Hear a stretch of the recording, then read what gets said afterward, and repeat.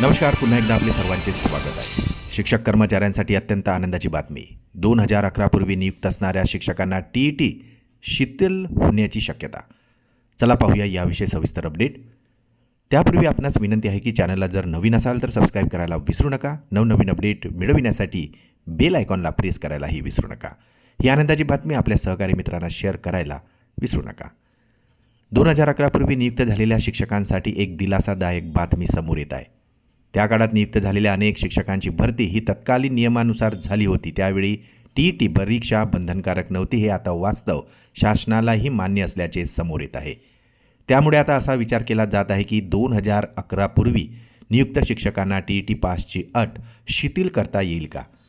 या संदर्भात विविध स्तरावर चर्चा सुरू असून न्यायालयीन निर्णय, शासकीय नियम व शिक्षकांची सेवा अनुभव यांचा अभ्यास आता केला जात आहे.